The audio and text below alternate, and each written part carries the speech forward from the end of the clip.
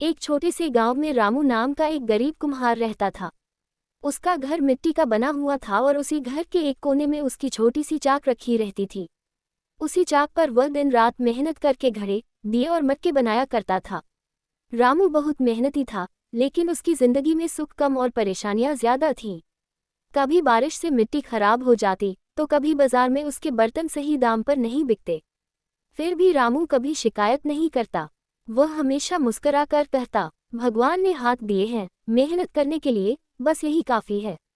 रामू की पत्नी सीता भी उसका पूरा साथ देती थी। वह बर्तन सुखाने में मदद करती और बच्चों को भी सिखाती कि मेहनत से कभी भागना नहीं चाहिए।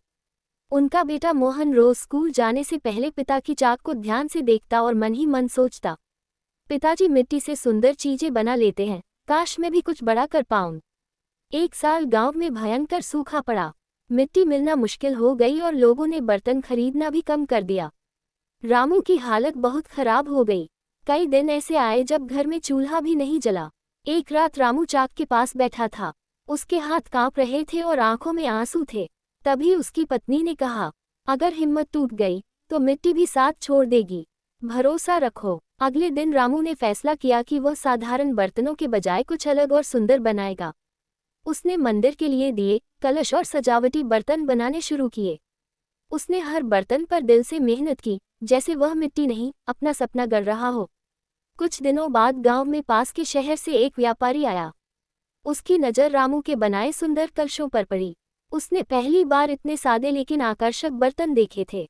व्यापारी ने पूछा, ये किसने बनाए हैं? रामू ने डरते हुए कहा, मैंने, अगर पसंद न आए हो तो माफ कीजिएगा।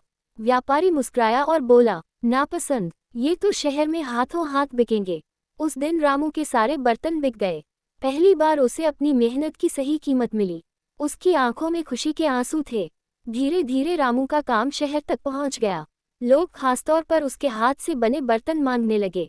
अब वह सिर्फ कुम्हार नहीं रहा, बल्कि एक कला का कलाकार बन गया था। एक दिन वही लोग, जो कभी उसका मजाक उड़ाते थे, उसके पास सीखने आने लगे। रामू ने किसी को मना नहीं किया। वह बस इतना कहता, मिट्टी सबको बराबर मौका देती है, फर्क सिर्फ मेहनत का होता है।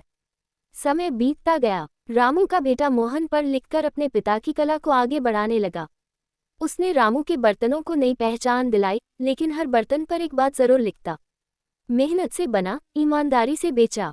रामू आज भी अपनी चाक पर बैठता है, लेकिन अब गरीबी नहीं, संतोष और सम्मान उसके